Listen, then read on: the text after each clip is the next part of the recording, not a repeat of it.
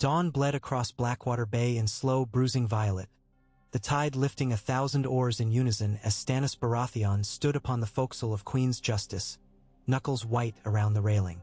Beneath the mailed fist of dawn, the green channel waters fumed with early mist, muffling the creak of rigging and the rasp of soldiers' breath. The wind smelled of salt and soot. Somewhere inland King's Landing's night fires still guttered. Davos Seaworth watched from the stern castle, noting with a smuggler's eye how the ebb drew treacherous eddies about the shoals. Leaning close to the captain, he issued a hushed course correction. Stannis neither glanced back nor spoke. His eyes were fixed upon the distant mud gate where the lion banners drooped in windless gloom.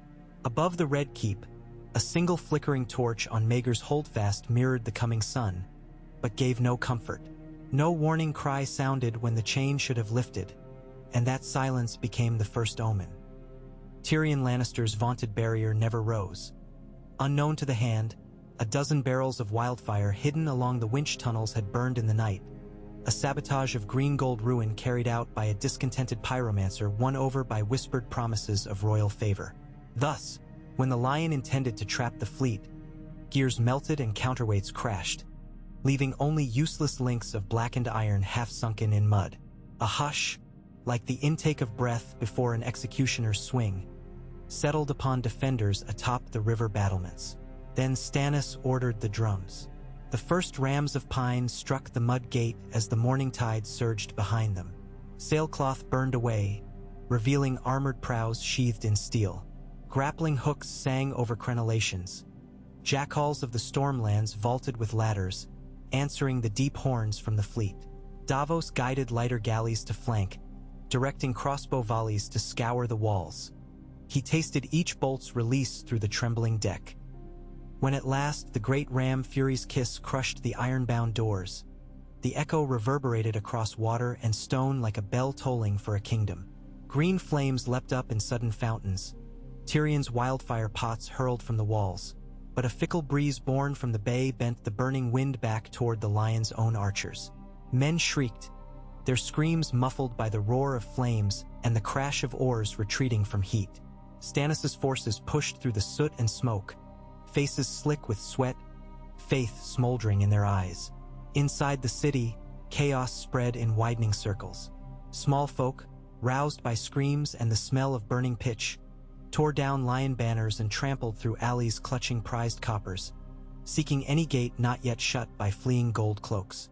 September bells pealed a mad litany, drowning out the drumbeat of approaching war. Grand Maester Pycelle emerged from the Tower of the Hand half-dressed, ordering ravens loosed.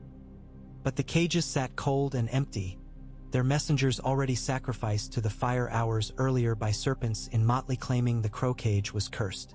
Pycelle prayed aloud for deliverance, his voice drowned beneath the bellow of riot at the fish market stairs.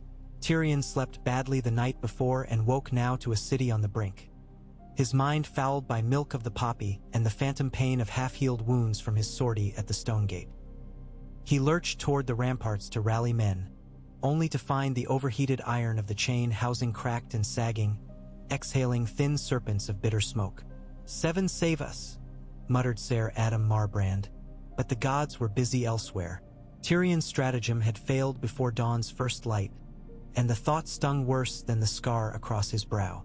Yet he limped on, cursing, calling each watch commander by name, bribing with gold and threat alike. Still, courage wavered like candle flame in a gale. Cersei, in Maegor's holdfast, felt tremors through the floor as siege stones struck the walls. She held Tommen so tight the boy whimpered, though the queen paid no mind. Her thoughts ran dark rivers, of wildfire caches beneath the city never lit, of Pycelle's promise that half the nobles would rise for the king, of the letter from Lord Tywin assuring arrival by dawn that had clearly been penned before the battle line collapsed at Duskendale. Ser Island stood motionless behind her, mute watcher with his pale greatsword, and the queen tasted bile, recalling her desperate vow that if the city fell she would deny the usurper a living king.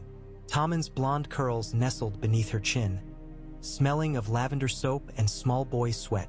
Somewhere below, Ser Loras Tyrell pleaded for men to ride out, but the Kingsguard stood scattered, each weighing loyalty against survival. On the river, Mathos Seaworth clung to a burning spar in swirling green water after Giscari Pride detonated beside him. He saw the great ram burst the gate, glimpsed banners of the crowned stag pouring through, and laughed despite the blistering heat of his shredded hands. The smile died when a flaming grapnel struck the mast above his father's ship Wraith. He watched Davos turn, eyes widening too late as the beam collapsed in emerald fire. The blast hurled wreckage across water bright as molten glass. Mathos screamed for his father, voice devoured by the battle's total roar. Stannis himself strode onto the docks before the second hour of daylight, armored in plate the color of dull storm steel, a crownless conqueror driven by justice no hearth could warm. His boots crunched scorched cinders atop the quay. Blood painted the stones in slippery runnels. Ser Richard Horp fell in beside him, gauntlet hand wet to the wrist, announcing that the Lion's Gate had opened from within, its defenders bribed with promise of mercy. Stannis issued no praise, only a curt nod and a command to secure every remaining gate. When a squire offered him a goblet of watered wine, he refused. There would be no thirst quenched until the Iron Throne was seized. In the Red Keep's base yard, Ser Mandon Moore rallied 30 knights of the Kingsguard loyal to coin more than crown. They barred passage through the inner barbican, white cloaks stained ash-gray. But before noon the gatehouse fell to a ram made from the beak of Queen's Justice herself, dragged uphill by 70 stormlords chanting "Ours is the fury" until their throats bled. The air smelled of splintered cedar and powdery brick. Each blow of the ram echoed like a drumbeat within Stannis's chest. A final crash split timbers and stone alike. The barbican yawed open, vomiting dust. Stannis advanced through the breach with sword raised and the sun at his back, an apparition of vengeance. Tyrion was there, staggering, bleeding anew. Meant to die holding that passage, but displaced rubble pitched him headlong into the shadows by the gate. When consciousness flickered, he found himself half-buried, cheek pressed against fractured masonry. He lay listening to the roar of a city dying, tasting copper and dust, until a mailed hand seized his collar and dragged him clear. Torchlicht flared, revealing Ser Godry Faring. "The dwarf lives?" the knight called, more surprise than delight in his voice, and 3 spearmen lifted Tyrion by arms and legs. As they carried him up a sloping corridor, he glimpsed fires leaping in the throne room high above, flickering through broken windows like wicked stars. Cersei chose her moment. Word had reached her that Stannis breached the keep, that gold cloaks fled or kneeled. In the queen's apartments she dissolved a powder Maester Pycelle once gave her. "A gentler death than wildfire," he said. She poured half into a cup of Dornish red, but when Tommen gazed up with wide eyes and asked, "Mother, will father come?" her grip faltered. She thought of Joffrey sprawled drunk with terror behind the city wall, of Myrcella shipped to Dorne, of her own father galloping north with half a host. She offered the poisoned cup to Ser Island Payne instead. "Keep it safe till I command," she whispered. The silent knight nodded, understanding every truth her words left unsaid.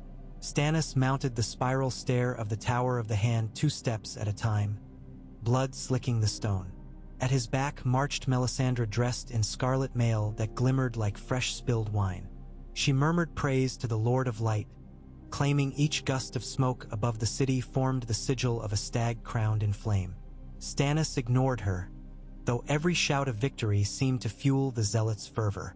On the landing outside the throne room, the doors, oak-bound with bronze, stood ajar, timbers charred.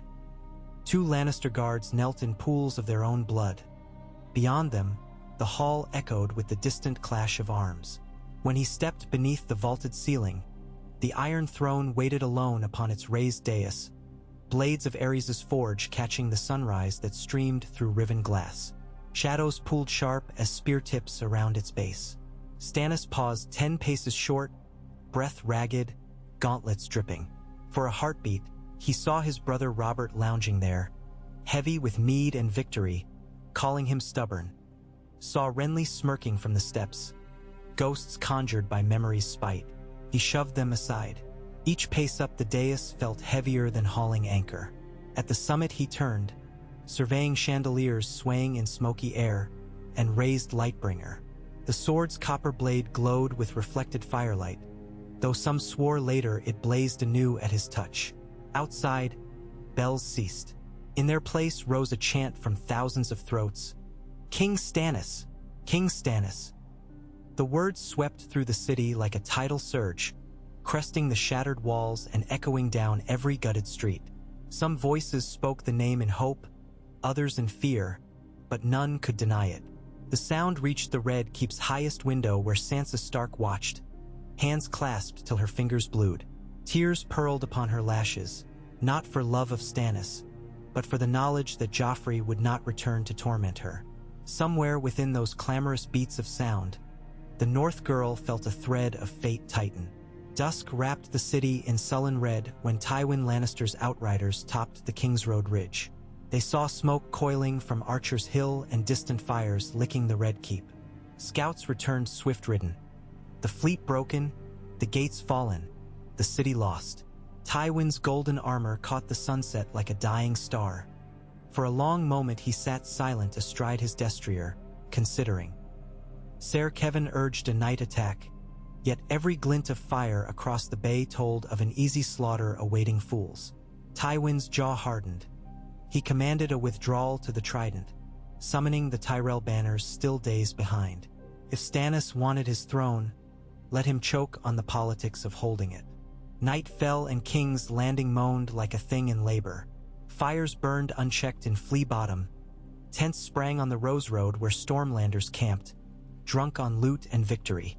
Melisandre raised a great pyre in the courtyard, burning effigies of lions and a cask of royal linens, proclaiming the cleansing had begun. Some knights balked at her zeal, yet more fell to their knees, beguiled by the promise of radiant destiny. Davos Seaworth, his face half blackened by smoke and grief, knelt alone upon the quay where charred beams of wraith floated. He found no sign of Mathos save a broken fingerbone necklace bobbing amid ash. In that moment, the Onion Knight began to doubt every fiery promise ever whispered by the Red Woman. Within the throne room Stannis convened his captains. Cloth stained with mud and gore covered the long tables. Candles guttered among pools of crimson wax. Lords ashen with exhaustion pledged fealty anew. Others demanded spoils. Stannis granted little. "Justice comes first," he declared, voice hoarse yet unyielding. "Let us begin with order. Bread for the hungry at dawn. Rapes punished by the sword. Tyrion Lannister alive, he will face trial. As for Joffrey, find him."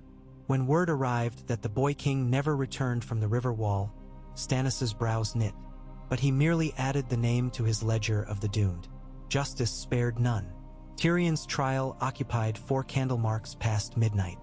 He stood shackled beneath the Iron Throne, hair singed, bandaged visage swollen, yet his tongue remained sharp as any blade.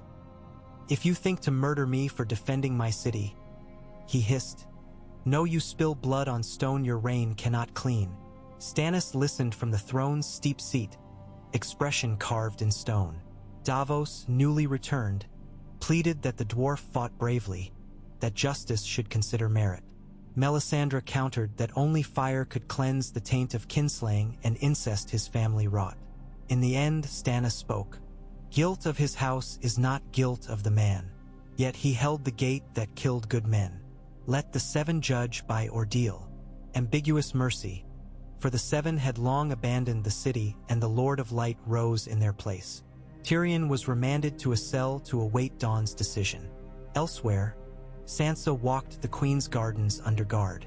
The moon boated high, washing shattered marble pools in silver. Her thoughts skipped from Robb, lost somewhere in the Riverlands, to Stannis, whom rumor called rigid and merciless. She wondered if he would trade her for northern fealty or keep her as proof the realm would be ruled by law, not whim. A nightingale sang atop a broken fig. Its song struck her as too bright for a city so bruised. She closed her eyes, letting the notes carry her toward Winterfell's snows. By sunrise, King's Landing smoldered but still stood. Ash dusted rooftops like black snow.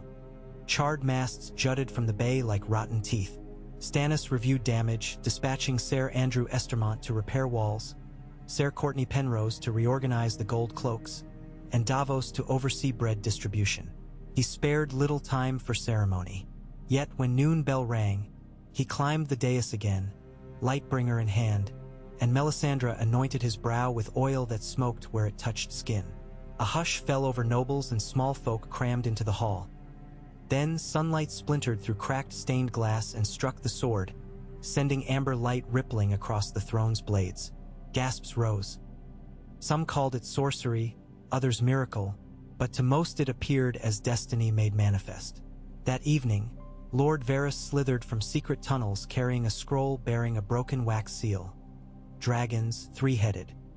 He offered the parchment to Stannis in silent obeisance.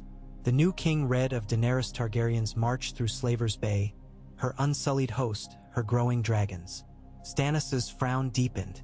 "Another claimant," he muttered. Melisandre's eyes gleamed red in the torchlight. "Let her come, your grace. All flames bend to the true king." But Davos, hearing, remembered smoke and the taste of ash, and wondered whose son would next be offered to the fire. Beyond the city, ravens flew, to Riverrun where Catelyn Stark weighed alliances, to Dragonstone now empty save Seaworth men, to Highgarden where Mace Tyrell bristled at defeat, to Dorne where Oberyn Martell smiled over blood-red wine. Each message bore the same cold seal, a crowned stag with a heart of fire. The game board of Westeros tipped, pieces sliding, yet none could yet see whose hand pressed hardest. In the dark beneath the Red Keep, Tyrion touched the rough mortar of his cell and planned another defense, for men like him survived by shaping words into weapons sharper than Valyrian steel. Above, Stannis knelt in the small council chamber, poring over ledgers that whispered of famine and debt. He seemed less a king than a clerk doomed to balance impossible sums. But somewhere in the core of that stern man a coal still burned, unyielding, hungering for justice absolute. Around him the city healed in fits and starts, licking its wounds like a mangy direwolf, unsure whether the new master would feed or flay it. Thus did the first day pass after the Blackwater's turning, and on that day a realm shifted its axis. Children recalled later how the sky retained an orange bruise for weeks after, as though sunset lingered in mourning for something lost. Yet others spoke of unseen hands guiding, of prophecies fulfilled. For the moment, the Iron Throne cared little for mortal tales. Its blades drank fresh blood all the same, indifferent to which Kingsback occupied its jagged seat, content so long as the realm's stories flowed crimson down its iron flanks. The night that followed Stannis Baratheon's seizure of the Iron Throne settled over King's Landing like a damp woolen shroud, sodden with ash, heavy with the stink of burnt pitch and bodies cooling in gutters where river water had eddied up from the quays. Yet quiet was a stranger. Everywhere steel rang against stone, boots splashed through filthy puddles, and men shouted orders until their voices cracked. The Conqueror's dawn found sentries nodding on ramparts still warm to the touch, as if the Red Woman's god had left embers glowing in the mortar. Ravens flapped from tower to tower, wings blacker than the scorched sky, carrying parchments inked with new truth. Stannis of House Baratheon, first of his name, King of the Undulls and the Rhoynar and the First Men, Lord of the Seven Kingdoms and Protector of the Realm. He broke his fast in a narrow chamber high in Maegor's Holdfast, hunched over a wooden trencher of salt beef and hard bread, eyes fixed on ledgers Davos Seaworth had brought from the treasury. Coal fires snapped behind the grate but gave no warmth to the chill in his jaw. Melisandre stood at the window as if sculpted from the dawn, scarlet mantle fluttering in a thin draft that carried echoes of distant screams. Smoke curled from chimneys and shattered gables, drifting like funeral veils across the half-ruined skyline. She breathed it in as devoutly as incense. Soon the city must learn the Lord of Light requires more than emberlit towers, she said. To thrive, the flame must feed. Stannis did not look up. The city requires bread, clean water, and peace. It has had enough flame. Melisandre's ruby glimmered. Only dragon's breath can temper iron into a blade worthy of truth. Davos watched them both in silence. His beard was singed at the ends, and soot still darkened the creases beside his eyes. All night he had prowled the docks, counting burned hulls, retrieving survivors, organizing carts of black bread for Flea Bottom. Somewhere in the wreckage of charred masts and floating corpses, he had found a child's wooden toy, 3 seahorses carved upon it. He kept it in his pocket now, turning it over when doubts gnawed. A knock thudded. Sir Richard Horpe entered with Sir Axel Florent close behind, raiment stiff with dried gore. "Your Grace," Horpe rasped. "The Red Keep storerooms are secured. We've posted double watches on every vault and cellar. Looters caught are strung at the gates, as commanded." "Good," Stannis said, quill scratching parchment. "Tell Sir Andrew Estermont the East Curtain Wall near the King's Gate must be labor's first task. Stone, mortar, and men. See to it the Guild of Masons is drafted at once." Axel bowed, but Horpe hesitated. "There is word from the commanders at the Mud Gate. Small folk gather by the hundreds seeking protection, and the priests of the 7 preach rebellion." Stannis set his quill down. "The gods they pray to spared them nothing yesterday. Let them see which hand feeds them this day. Send food. Quiet the priests without blood if you can." Melisandre's smile was small and secret. The Onion Knight followed Stannis from the chamber a moment later, descending through corridors where servants, strangers now, pressed against walls, eyes downcast, whispering tales of demons and kings reborn. In the Tower of the Hand, they found the throne room's floor littered with broken shields, singed cloaks, and pools of wax where banners had burned down to their stubs. The Iron Throne itself loomed in half-light, blades jagged as frozen lightning, fresh rivulets of rust-tinged blood still drying at its foot. Stannis paused there, palm resting on the sword hilt at his hip. "Justice," he murmured. "It is a thistle seed, light to scatter, hard to root." Davos took courage. "Your Grace, justice is served steady, like a ship's course against contrary winds. But ships founder on reefs unseen. The realm bled last night. We must bind the wounds before the flesh turns black." Stannis' eyes flicked up, blue ice on winter seas. "You think me blind to infection? I think you overvalue leeches and undervalue stitches," Davos said before fear could still his tongue. "The city is starving. Grain stores in the Riverlands are claimed by the Freys and the Boltons, and the Tyrell's fields lie beyond armies not yet bent to your crown." Stannis listened, jaw flexing. When he spoke at last, it was a growl. "Fetch Maester Pylus from Dragonstone. Have him ride day and night, and bring every ledger from the harbor master. If grain ships sail within a fortnight, we can feed King's Landing until spring." Davos bowed. "And the prisoners, your Grace? Ser Jaime Lannister languishes in Riverrun still, yet his kin remain here. Queen Cersei and Prince Tommen were taken at dawn, hiding in the vaults beneath Maegor's holdfast. Tyrion faces trial by ordeal come sunrise. What of them?" Stannis' shadow twitched against the throne's twisted iron. "The dwarf's fate we will witness together. As for Cersei, she will stand trial in sight of the realm she poisoned. The boy, he is but a cub born to lions. He shall serve as hostage until the realm learns to kneel." A stir of wings broke the hush. Overhead, one of Varys' ravens circled, then fluttered out a shattered lancet window into the smoky morning. Neither man remarked upon it, though both guessed whose hand guided the bird. Across the city, the flea-bottom district crawled with flies fat on corpses. Small folk huddled around communal cauldrons where Davos's bread and onions boiled with bits of charred rat. Children sobbed for mothers lost in fires. Mothers cursed the Red God and spat at soldiers bearing the crowned stag. Beside the ruined sept of Cobbler's Square, a one-eyed septon stood atop a broken plinth and preached salvation through the mother's mercy. When a patrol of fiery heart banners appeared, he held up his 7-pointed star defiantly. The patrol's captain, a knight of Rain House, mail scorched and beard stubble bristling, bade him peace and passed on without blade drawn. Only after they marched away did the septon realize every second man wore the fiery heart over the stag, and every first man wore neither. Stormlanders, not zealots.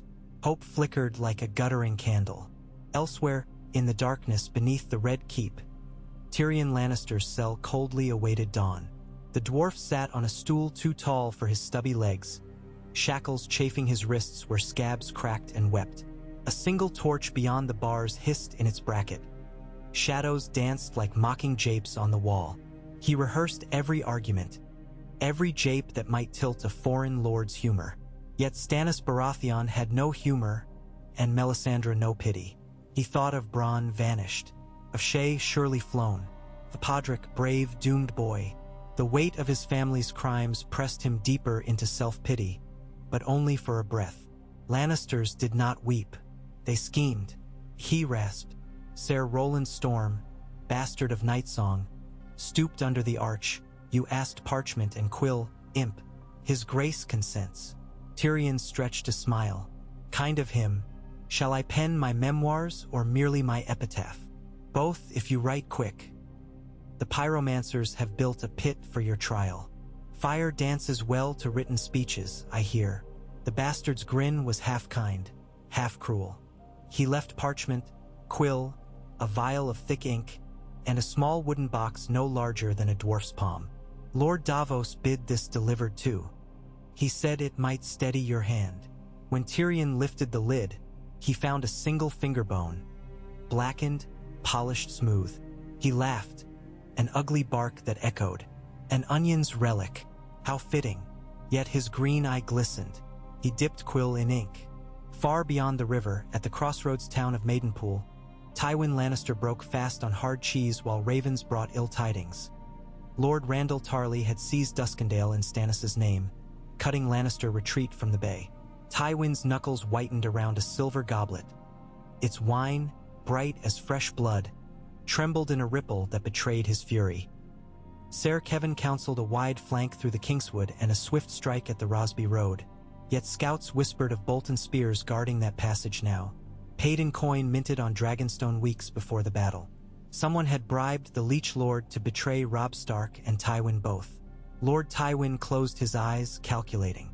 Send ravens to Old Town. Inform Lord Hightower the city is fallen, but the Reach remains unbowed. Mace Tyrell's host must break through before Stannis secures grain.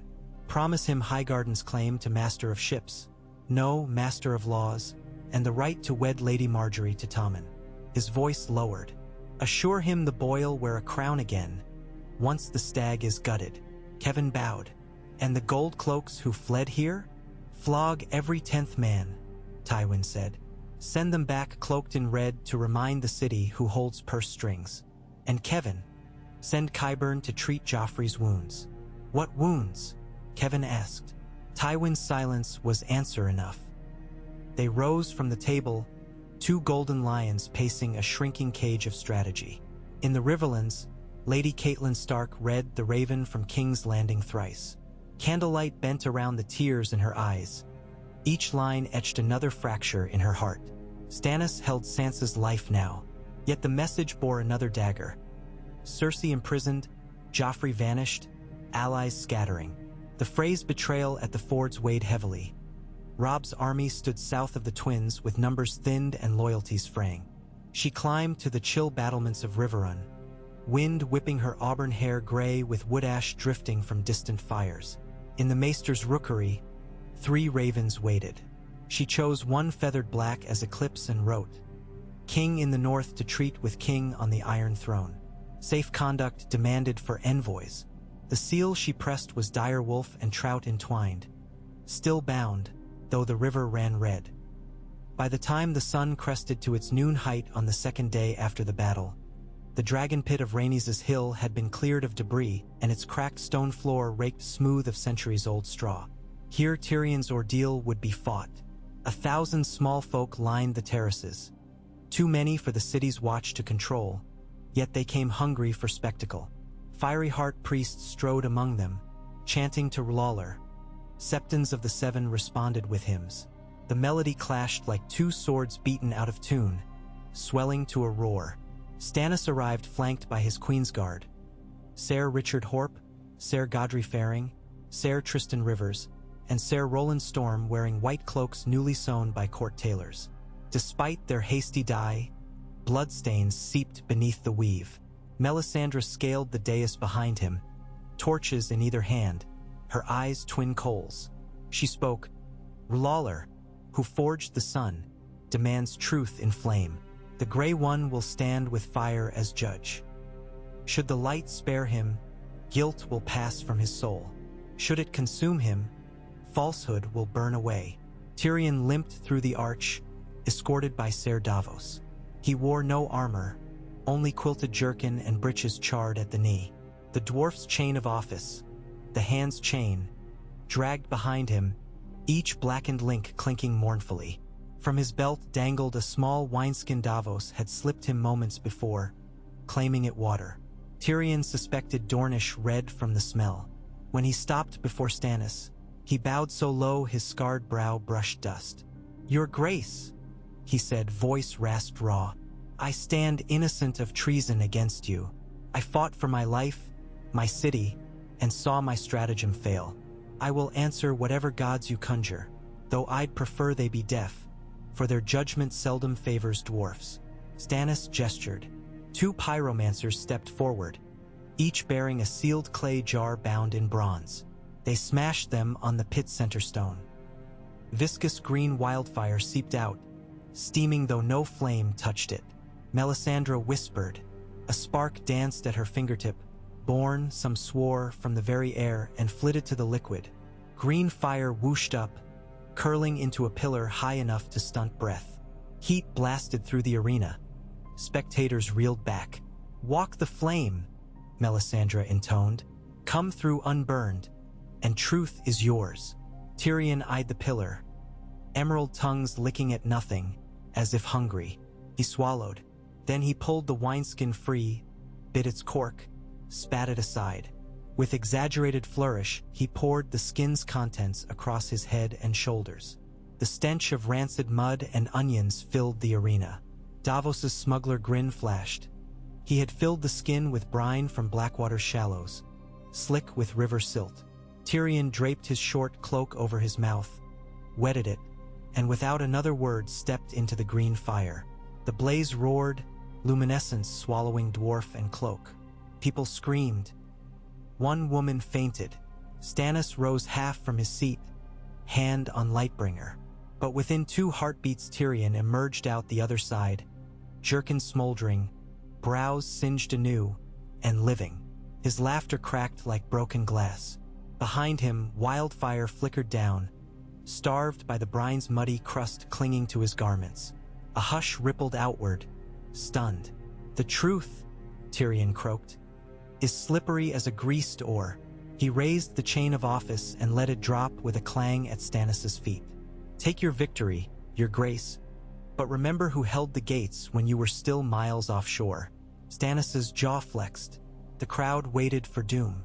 Instead, he signaled Ser Tristan Rivers. "Release him. House Lannister is guilty enough without adding noble service to the ledger." He turned to Davos. "This man once served the realm. Let us see if he will serve it again." Tyrion blinked. "You offer me what? A cell with a view. A seat on my council," Stannis replied. "Advisors must speak uncomfortable truths. Few do so with your skill." Tyrion swayed. "I accept, on condition my squire Podrick Payne is freed and employed as my page scribe." "Granted," Stannis said. Melisandre's lips pressed thin. The spectacle ended not in blood but an uneasy cheer. Small folk hailed the fire dwarf reborn, and songs of halfmen through the green hell spread down alleys before sunset. In taverns reopened with salvaged barrels, the tale grew. Wildfire turned to wine at Tyrion's command. The dwarf drank molten emerald and spat rubies. The red woman fled his shadow. Legends sprouted quick in charred soil. 3 days after the battle, a dusty entourage rode hard from the north gate. Ser Edmure Tully with banners Trout and Direwolf, accompanied by 200 Riverland knights under truce. They entered the Red Keep's courtyard past a double line of Stormlander pikes, spiked boots clicking on cracked flagstone. Edmure dismounted, cheeks hollow from weeks of siege relief and brothers captured or slain. Beside him walked Galbart Glover, Maester Vyman, and Lady Brienne of Tarth clad in dun mail too small for her broad shoulders, sentinel still. In the throne room, banners of crowned stag hung where golden lions once roared. Stannis sat in iron shadow, Lightbringer laid across his knees. Davos stood at his right, Melisandre at his left. Tyrion, bandaged and dressed in black velvet, lounged against a pillar scribbling notes. Edmure bowed. "Your Grace, I come on behalf of King Robb Stark to seek safe passage for northern envoys and the Lady Sansa Stark, presently your ward." Stannis' gaze sharpened. Robb Stark bends knee, yet keeps a crown? 2 kings in one kingdom breeds civil war anew. His gauntlet fingers tapped Lightbringer's pommel. "If Stark would serve as Warden of the North under rightful rule, I will consider." Bridget Glover spoke through wind-chapped lips. "Robb seeks justice for his father and sisters, and for the river lords ravaged by Lannister arms. He asks alliance, not servitude." "Alliance," Tyrion muttered. "Define terms, Lord Trout." Edmure's flush deepened. "The North and Trident remain autonomous, bound to the Iron Throne only by mutual defense and commerce." Melisandre interrupted. "The realm is forged in one flame. Break it, and darkness feeds on shards." Brienne stepped forward, mail creaking. "Stannis Baratheon speaks oft of justice. Grant Lady Sansa to her kin, and show the realm your mercy is more than word." The hall breathed hush. Stannis' eyes flicked over Brienne. Scratched helm under one arm, blonde hair slick with sweat, features plain as hammered iron yet shaped by honor. "You served Renly once," he said. "I served a good man who died to shadows," she answered. Melisandre's ruby pulsed. The shadow served light. Brienne's hand found her sword. Davos inserted himself, palms up. "We are here to heal, not rend. Your Grace, a gesture of clemency may win the North without further blood." Stannis considered. "Sansa is betrothed to the Lion no longer. Their contract lies in ash. Very well. She may depart in Lord Edmure's custody under pledge that Stark banners ride south to meet me come harvest's end." Edmure exhaled sagged relief. Brienne's shoulders eased. Tyrion nodded, jotting. "However," Stannis added, "I require hostages in turn. Lord Edmure's nephew and heir, Hoster Blackwood, and Lord Galbart's brother Robert. Until harvest they remain in King's Landing under my protection." Edmure grimaced but accepted. Politics demanded blood on both scales. At council that night, Tyrion proposed sending ravens promising debt forgiveness to any house delivering grain by Michaelmas. Maester Pylus arrived 2 days later bearing ledgers and a map of the Narrow Sea. He pointed to Pentoshi merchants who owed Stannis coin from before the rebellion. Davos sailed at once on a captured Braavosi caravel renamed Hand's Mercy.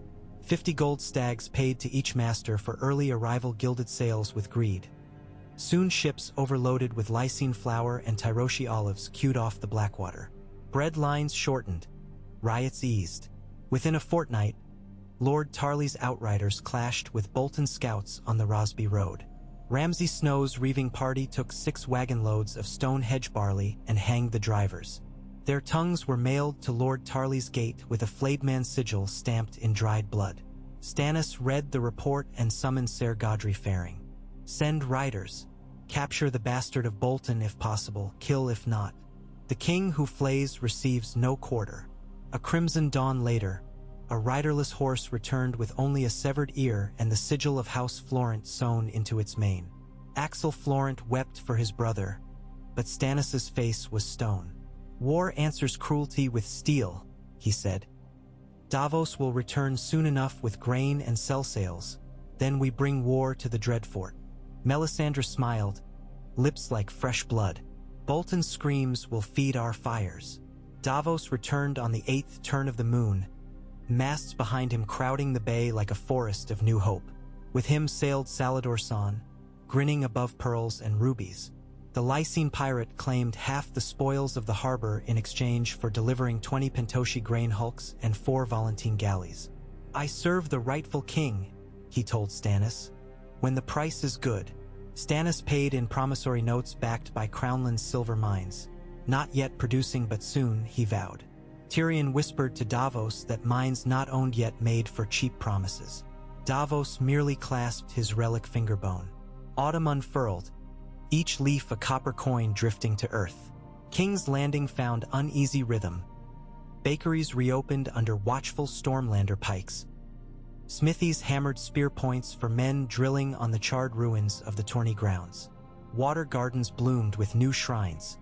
A 7-pointed star recarved over cracked stone, a fiery heart etched beside it. 2 faiths sang, neither dominant yet. Queen Cersei's trial commenced before the first frost. She stood in velvet black, hair shorn to neck, eyes bright as cut glass. Charges: incest, regicide, treason. Witnesses: Grand Maester Pycelle trembling, Septa Mordain shivering, Pyromancer Bellies claiming sabotage. Tyrion testified begrudgingly, voice neutral. Evidence mounted like severed heads. Yet when sentence neared, Cersei invoked trial by combat, naming Ser Robert Strong. No such knight answered. The court turned to Stannis. He chose Ser Godry Faring as the king's champion. The duel beneath the dragon pit's cracked dome ended quick. Cersei, denied champion, was forced to fight herself. She swung a short sword with feral grace, but Godry's greatsword parted her blade, then her throat. Blood sprayed the sand. Tommen's scream echoed until muted by gauntlet hand. In death, her features relaxed, as though the lioness found peace only once defanged. That night Tommen was baptized in salt and smoke before Lollaress' altar, red robes lowering him into a basin of seawater stinking of tar. Melisandre proclaimed him reborn as Gendry Water's Baratheon squire, forging a new line untainted by false fatherhood. Whisperers ran with tales. The boy swore silent fealty, or plotted silent revenge, or prayed to the Seven each night in secret. Whichever truth, Tommen never smiled again. By midwinter, ravens brought tidings from the Reach. Mace Tyrell's grand host besieged Bitterbridge, held by Randall Tarley under Stannis' banner. The siege slowed when Highgarden's supply lines burned under Dornish raiders allied with Tarley through quiet treatises brokered by Varys. Tywin Lannister fell back to Harrenhal, walls damming cold wind across the god's eye. His gold dwindled. Casterly Rock's mines coughed little but dust. A flux fever carried off Lord Kevin. Rumors whispered of Goldcloak's riot in Maidenpool. Tywin's red cloak weighed heavier each dawn. Stannis prepared. Davos commanded shipyards, rebuilding royal fleet with pine from Crackclaw Point. Tyrion reorganized tax levies, squeezing coin from silk guilds and wine cellars without sparking revolt. Maester Pylus oversaw granaries. Melisandre wandered taverns by night, murmuring prophecies that set sailors scratching flame sigils onto skin. Through it all, the king drilled daily in the yard, armor steaming in winter breath. He sent letters, stark, uncompromising, to every lord, pledges of justice, threats of fire, offers of mercy for oaths given freely. Some bent. House Glover marched south behind Sansa's litter. House Karstark, gnawed by vengeance, rode at their flank. The north stirred. While snow flurried over the Red Keep's ramparts one deep night, Varys found Tyrion in the hand solar, quills sprouting from his hair like porcupine quills dipped in ink. The spider spoke soft. The lion roars still, my lord, but a fox burrows beneath foundations. The girl across the sea crosses a waste once called red. 3 fires has she lit: life, death, love. Her dragons grow. Tyrion sipped watered wine, eyeing parchment maps of Essos taped to walls. Stannis' crown weighs heavy. One more contender might crack his spine. Varys' smile was like a folding fan, or temperate if wisely alloyed. Spring's first thaw spilled snowmelt into the Blackwater, clearing char ash from its eddies. On the anniversary of his victory, Stannis stood upon the parapet overlooking the bay, lightbringer sheathed. Davos, Tyrion, and Melisandre arrayed behind. The Onion Knight spoke, "1 year, your grace. A realm rises slow, but sun warms wasted soil." Tyrion grunted, "And weeds thrive quickest." Melisandre's gaze pierced the river fog. "Daybreak is sweetest after longest night. Yet the true night still lurks." She pointed eastward, where clouds bunched like purple bruises. Dragons soar beyond that horizon. The prince that was promised may yet come. Stannis frowned. "I am no prince. I am king." "The promised sometimes wears a crown," she said. "Sometimes he forges one." Tyrion's quill paused. Sometimes the crown forges him. Stannis looked to Davos, then to the scar of the harbor, then to the city sprawling from hill to hill, smoke rising from bakeries, not pyres, children chasing hoops in alleyways, banners of stag and dire wolf snapping together above the gate of the gods. He drew breath, tasting salt and soot, and wondered if justice alone could mend what conquest had broken. His gloved hand rested on the hilt of Lightbringer, feeling beneath leather the faintest hum, warm, steady, alive. As gulls wheeled overhead, the king spoke, voice low but firm enough to carry to those behind.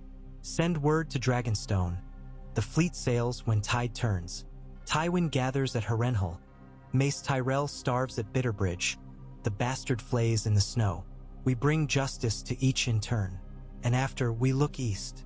He turned, iron in his eyes. For fire does not fear fire. Davos bowed, resolve tempered.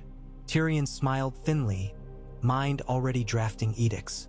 Melisandre closed her eyes, seeing visions none else could. A battlefield beneath a bleeding red star. A king ablaze, sword blazing brighter. A pale queen on a silver mare, dragons circling like eternal comets above.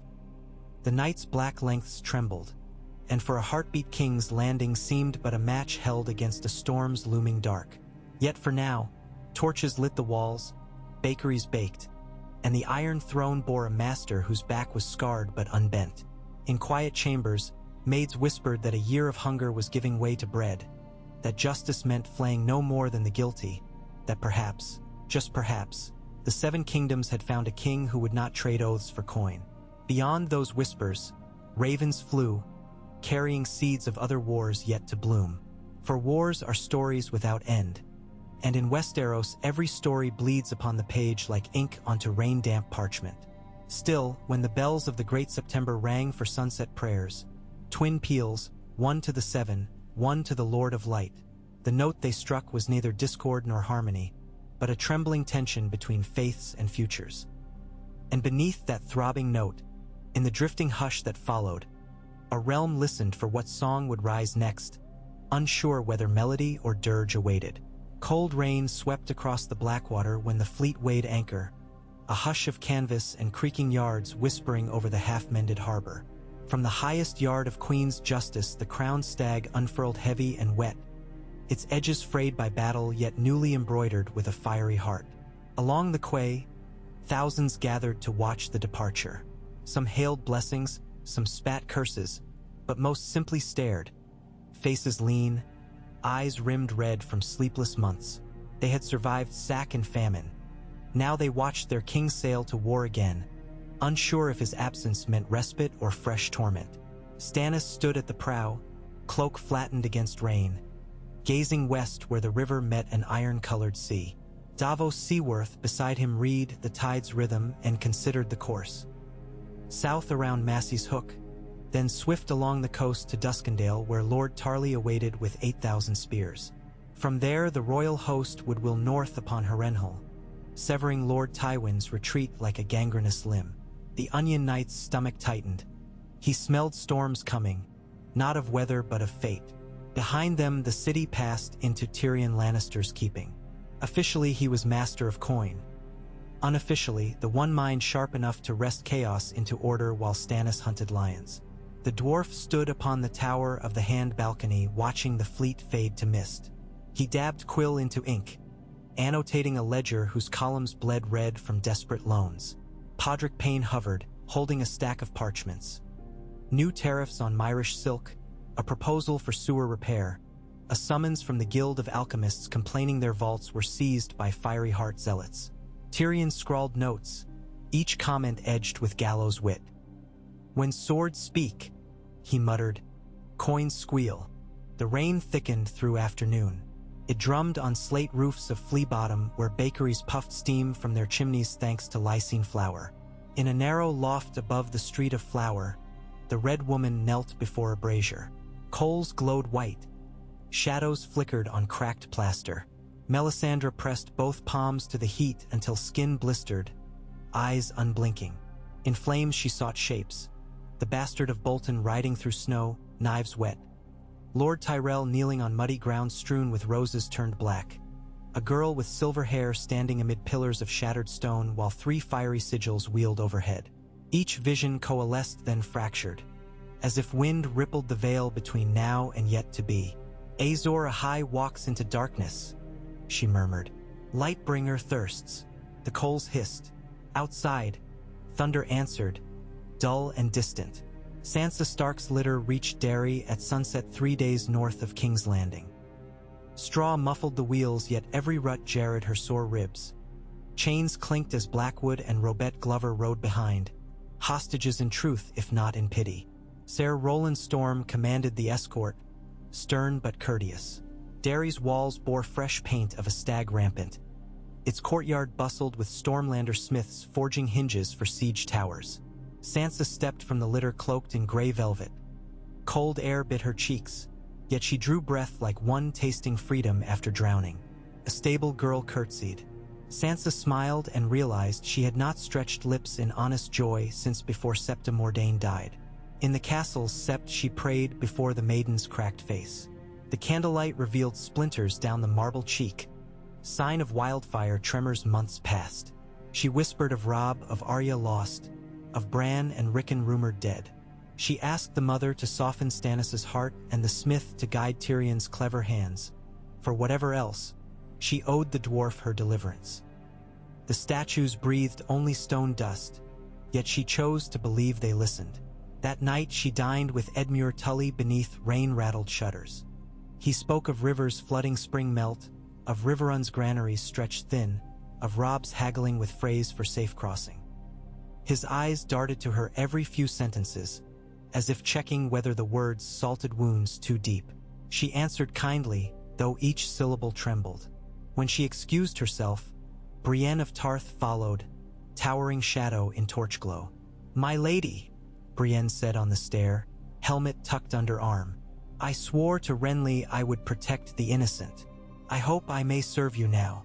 Sansa looked into earnest blue eyes and, for the first time since her father's fall, did not shrink from an oath. "You may," she said, voice small yet firm. "I think we shall need all the honor this world still has." Far west, the storm Stannis sensed broke over Cracklaw Point. Lightning stuttered across black sky. Rain lashed masts until ropes shrieked. On Queen's Justice decks lurched. Sailors cursed. Stannis stood unmoved, eyes following each spark of skyfire. He imagined the sword in its scabbard at his side growing warmer, hungry. When a mast snapped on the Braavosi Galley-Bond's bounty, he barked orders: launch longboats, cut rigging, save men not timber. Davos watched the king labor as any bosun, hauling lines with raw hands, and thought, "Here stands a man the realm might follow if only they could see him now." The fleet anchored in Duskendale 2 dawns later, banners limp in humid fog. Lord Tarly received Stannis beneath the Wailing Tower's iron portcullis. The Reach Lord bowed stiffly, thick gray beard tucked into a gorget, eagle eyes missing nothing. "Your Grace," he said. Tywin sits snug in Harrenhal, levy swollen by Sel's words from Braavos. He raids the Trident, bleeds crops, but holds the castle's charred shell like a crab in stone. A siege will cost us summer itself. Stannis surveyed the men massed in muddy yards. Disciplined lines of Tarly spears, Dornish archers in sand-hued cloaks, tall Stormlanders bearing axes hewn from Blackwater driftwood. "Cost is weighed after victory," he said. "Failure is price without prize." He turned to Davos, voice low. "Our strength lies in sea. Harrenhal's lake is open. We sail upriver under darkness, disembark within bowshot. Ground assault at sunrise. Sorcery may frighten Sel's words, but steel breaks courage quicker." Davos nodded yet cautioned. "Harrenhal's stones remember Dragonflame. Ser Jaime once said walls eat men more than men eat rations. And Tywin will burn fields rather than yield grain." Stannis' jaw set. "Then we take his fields before he strikes the torch." The plan moved swift. Under new moon, shallow-drafted longships poled up the Red Fork, oars muffled by wetted cloth. Fog clung to reeds. Bullfrogs croaked. By the hour of the wolf they beached upon Harrenhal's northern shore. men leaping into mud, boots silenced by moss. Ser Godry faring led vanguard of Brightwater knights, their shields blacked with tar. They scaled crumbling postern buttresses where masonry crumbled to handholds, and at dawn's first ember the gates swung open. Tywin's outriders stumbled from tents half-armed to find storm banners inside the yard. Panic spread faster than fire. Men fled for stables only to meet Dornish arrows. Tywin himself rode the parapet grim-faced, crimson cloak sodden in mist. He withdrew in good order, seizing southward roads toward the God's Eye, burning orchards behind. Stannis pursued 2 leagues then wheeled back. He would not stretch supply lines. Tywin vanished into River Spring marshes with a ragged tale of sellswords and half his baggage lost. Inside Harrenhal the stench of fear clung to stones. Blackened towers gaped like giant burned trees. Ravens nested where lords once held court. Stannis installed Ser Richard Horp as castellan, set carpenters to patch causeways, and turned grain stores into hospital for wounded. Yet grim whispers spread, Harrenhal cursed kings. Aerys lost his mind here, Robert's banners rotted here, Arya Stark was said to have vanished ghost-like within these walls. Some Stormlanders spat and made the sign of the fiery heart, but not all believed flame burned curses away. Melisandre arrived on the 4th day with a crate of Shadowbinder's glass. At dusk she placed each pane in arrow slits of King's Tower, kindled torches within, and chanted in High Valyrian. The panes glowed red as volcanic glass. On battlements soldiers knelt, convinced they saw shapes, dragons perhaps, slither across the rippling glass. Melisandre declared the castle purged. Still, rats scurried with runny red eyes, and wind moaned through melted stone, discordant as a dying harp. In King's Landing, Tyrion convened council each 7th day. Seats once gilded rested bare wood. Ser Penrose stood in for Master of Ships, Pylus as Maester, Davos gone but his son Devon learning tallies in the rear. Varys skulked near, offering reports of Tyrell activity. Highgarden feasts leaner each moon, he said, voice silk. Mace Tyrell's coffers drain like leaks in a cask, yet his larders still feed 30,000. He grows desperate for glory and a wedding. Tyrion twirled quill. Glory I can't mint, weddings I can. Marjorie to Tommen remains Tywin's bargain, but the lion lost his teeth. Suppose we offer the rose a stag? Stannis widowed after all. Pylus cleared throat. Shireen still lives. Tyrion grimaced. A union between Tommen and Shireen would bind loyal blood. Yet incest whispers linger. Better, Marjorie to Edric Storm or Gendry Waters. Royal bastards legitimated for crown's sake. Harmless, charming. Gendry is a smith, Varys reminded. A king once was a blacksmith's son in stories, Tyrion said. People like stories. Varys' smile remained unreadable. People also like bread. So we bake them both, Tyrion retorted. He eyed the spider. And you, Master of Whisperers, you will convince Old Town the Tyrell's true chance lies here, not at the rock. The eunuch bowed. I weave only what thread is given. North of Moat Cailin, Robb Stark faced flayed corpses nailed to weirwoods. Snow drifted in quiet eddies despite summer past. Pale flakes settled on eyeless sockets. The bastard of Bolton's message. No king in the north would pass unskinned. Robb's teeth clenched. Beside him Galbart Glover spat curses. Lord Karstark rode grim and silent, his vengeance unslaked since Jaime Lannister slipped chain. Robb turned his horse downslope and spoke to Grey Wind trotting at flank. The direwolf's hackles rose, low growl vibrating like thunder through fir trunks. They camped that night under red sky. A raven arrived from King's Landing, sealed with a stag and direwolf. Sansa's delicate hand had added a line. I am safe. Stannis honors his word. Robb's jaw unclenched slightly, yet more parchment bore Stannis' demand. Ride south at harvest with banners to pledge fealty. The young wolf paced around firelight, hearing each crackle echo his own longing. For home, for sisters, for justice. At last he spoke. We march, but not to bend knee. We march to judge a throne by deeds, not sigils. If Stannis proves just, we join. Else, Winterfell stands alone. Veteran lords muttered. Some nodded slow. War scoured youth from Robb's face. What remained shone sharp as new-forged steel. On Dragonstone, Shireen Baratheon stroked Salty the cat while Patchface capered. Bells tinkling off-key. Wind whipped slate roofs. Sea foamed at cliffs. Raven scrolls spoke of Stannis's victories, but the loneliness inside the castle's basalt heart deepened. Ser Axel Florent, nursing grief for his brother, took to nightly counsel with the Red Priestess Celis welcomed. They spoke of burning idols of the seven still standing in Rainwood villages. Shireen listened from corridors, the echo of flames licking her imagination cold. At midnight she crept to the rookery and penned a note. Father, the dragon glass in crypt tunnels tastes of salt when night falls. The wind howls a song of gray and green. I fear shadows, but I keep faith. Your daughter. She tied it to a raven's leg, watched it vanish over black waves, and whispered, "Bring him home." Stannis did not return home. He rode east instead, crossing the Trident where corpses of Tywin's stragglers bobbed like bloated logs. Scouts reported the lion host shattered, but Bolton banners harried the king's supply trains. At the ford of Stonehenge, crimson snow revealed flayed men again, only this time Stormlander prisoners. Fury ignited Stannis' eyes. He ordered swift vengeance. Ser Roland Storm led 500 light horse across bog and fell upon Bolton outriders at dusk. The battle lit the marsh with torchfire as arrows hissed.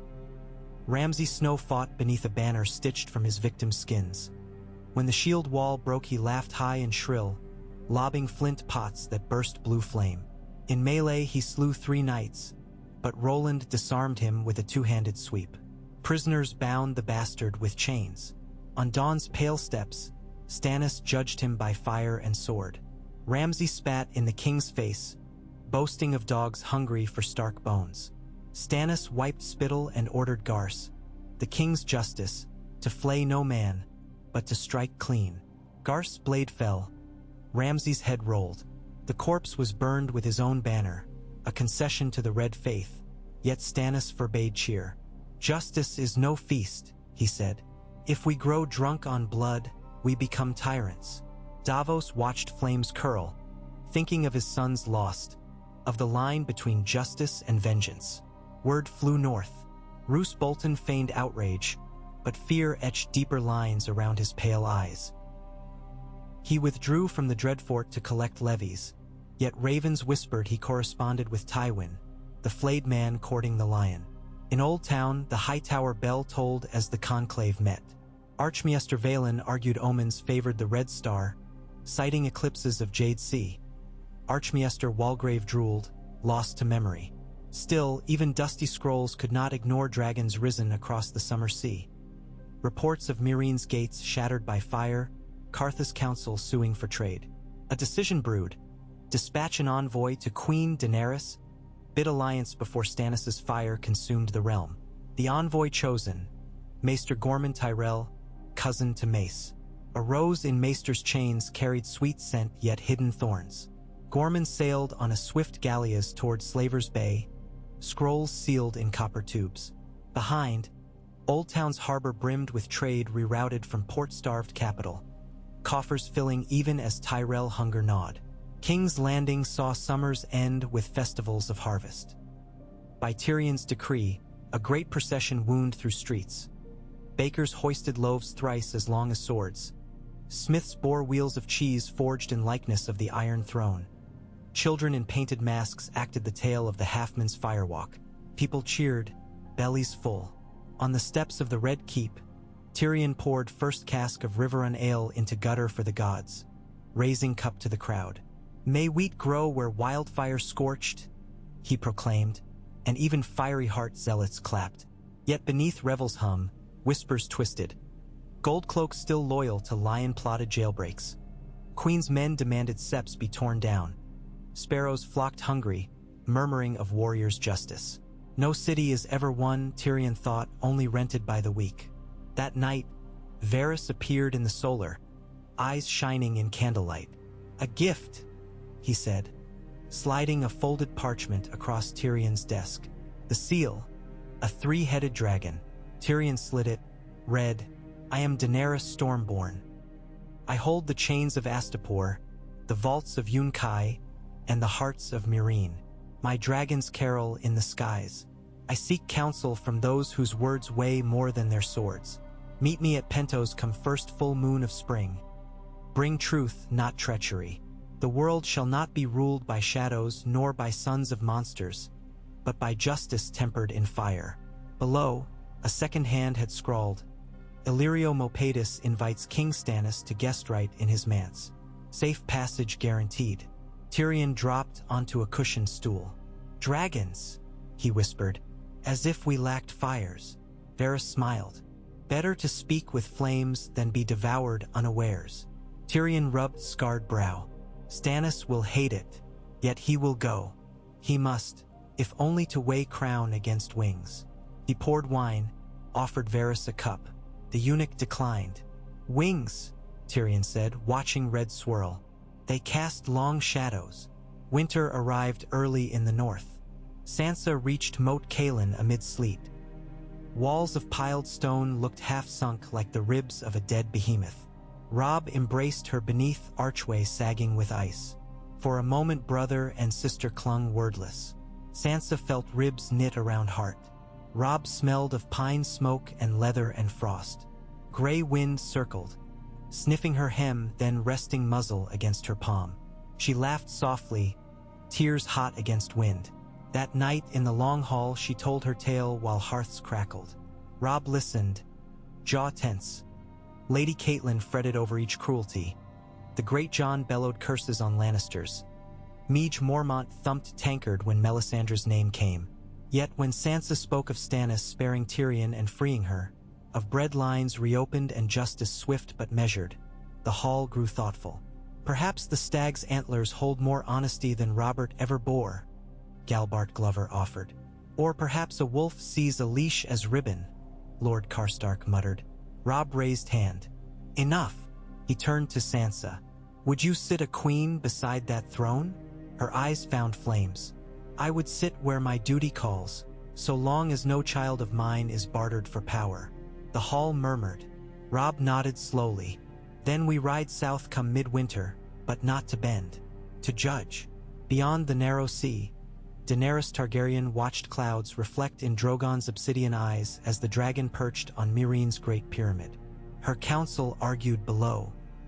Ser Barristan wary of Pentoshi feasts, Dario eager for war, Hisdar pleading to stay. But Daenerys felt growing winds tug at fate's banners. The letter from Illyrio promised an audience with the Westerosi usurper who dared name himself rightful king. She pictured a stern, gaunt man with eyes of flint. Fire and stone, she mused. Which shatters first? That night she sat before a brazier of sweetgrass and amber, letting smoke curl. Yora's ghost seemed to speak. "Westeros will not wait forever. Dragons cannot roost in foreign skies alone." She stroked Drogon's scarred neck, recalling the smell of charred flesh when Astapor fell. She whispered to the night, "I will plant seeds of fire in that cold soil." Harrenhal thawed under mild winter sun. Stannis sat in cracked solar drafting terms for parley with Daenerys. Quill scratched, thoughts tangled. Melisandre stood by lattice window humming low. Her song an old Valyrian lullaby, words like embers. Suddenly Lightbringer glowed in scabbard. No trick of sun. Stannis frowned. The sword grew warm when first unsheathed after victory, cooled since. Now amber light pulsed. He drew it slowly. Blade shimmered, faint, yet alive. Melisandre's eyes widened. "The light speaks," she whispered. Davos entered then, bearing sealed message. Grand Maester at Citadel confirms unnatural cold settling in north. Reports dead men walking near the wall. "Riders speak of whites," Davos said, "and a Lord Commander named Mormont slain." Stannis's grip tightened on glowing steel. "Justice may wait on crowns and councils," he said, voice rough, "but the living cannot wait on the dead." He turned to Melisandre. "You saw flames. Tell me, must a king fight a kingdom or a storm of ice?" She bent knee. The great war lies north, your grace. All else is dust. Stannis gazed at sword's faint gleam. Then we ride north after harvest.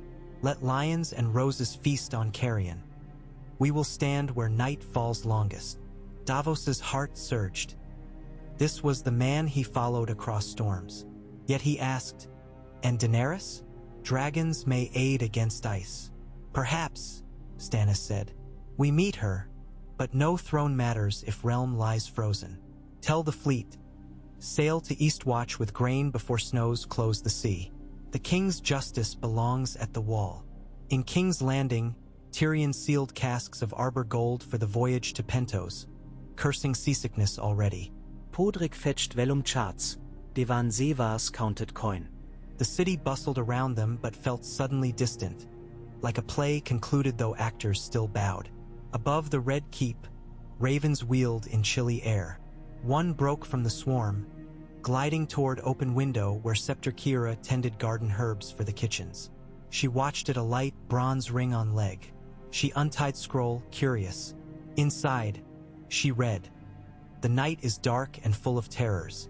The prince that was promised draws sword of smoke. Yet the dawn shall break from dragon's wings. Beware false light. True fire burns within the heart of snow." She frowned, not understanding. But Varys, passing corridor, plucked parchment from her trembling fingers. He read, and his serene smile faltered the barest shade. That evening he met Tyrion on rampart overlooking bustling Snake Pit Market. "My friend," he said, "the game grows vaster than any board. White shadows move while we watch red queens and black kings." He glanced north where dusk clouds gathered like bruises. "Guard your pieces well." Tyrion sipped wine. "I have little left to lose but my head." "Ah," Varys sighed. "That may prove most valuable yet." Winter-deep winds scoured the wall's heights, rattling chains across abandoned catwalks. A single horn blast shivered through gloom, rangers back. A ragged column emerged from haunted forest, bearing litters of wounded. Dead horses dragged behind. Among survivors walked Samwell Tarly, cheeks hollow, eyes haunted. He clutched a bundle swaddled in furs. Gilly's babe. Cries rose. "The dead walk!" Brothers pulled them inside gates as shadows spilled across snow. In the west, aurora flickered sickly green. On Eastwatch docks, ravens gathered thick as storm clouds when sails appeared. Crowned stag on red field, fiery heart blazing. The tide carried Stannis' fleet toward their moorings. On Snowflake's deck the king stared at the looming wall, Lightbringer glowing brighter in dusk's half-light. Davos at his shoulder breathed white vapor. "Seven save us," the smuggler whispered, though he knew the seven might be deaf. Stannis raised sword. Flame danced along edge, casting copper light on his gaunt face. "We bring fire," he said, voice carrying across decks. "But not to burn men, to burn the night." From the wall's summit, black cloaks watched torches bloom below. An army's worth, mirrored against ice like stars fallen to earth. They could not know yet whether salvation or doom approached, only that winter's silence was broken by the thunder of arriving fate. In hidden corridors of King's Landing, Tyrion closed the shutters against chill wind, rolling map of the world. His quill hovered over Westeros' spine of mountains, then shifted east across narrow sea to Pentos, then north to the ghost-haunted wastes. Ink splashed where quill tapped. He drew no line, for no course seemed sure. At length he wrote 3 words atop blank parchment. All the same, he folded it, sealed with wax stamped by a coin's head. Neither stag nor dragon, but a faceless king. In some distant hall of snow, perhaps a hand other than his would open it. The realm waited then. Dragons turning over warm seas, wolves trotting south, roses bristling spears, lions licking wounds, krakens lurking deep. Above all stretched sky of gathering storm, half-year dark, half-year flame, uncertain which would claim dawn. And if one listened close on winter's breath, one might think the Iron Throne itself sighed. Blades cooling, longing for fires yet undreamed, aware at last that in wars against knight and dragon both, a chair of swords could not decide the fate of men, only the hearts that beat against steel. Still, hearts beat on. Torches flared. Snow fell. Ships creaked at moorings, readying for seas white with foam. Somewhere to the east, dragons spread wings under milky moon. To the west, a red sword lifted toward stars. Between them, a dwarf packed quills for another crossing. And in that uncertain space between fire and ice, hope flickered small and stubborn.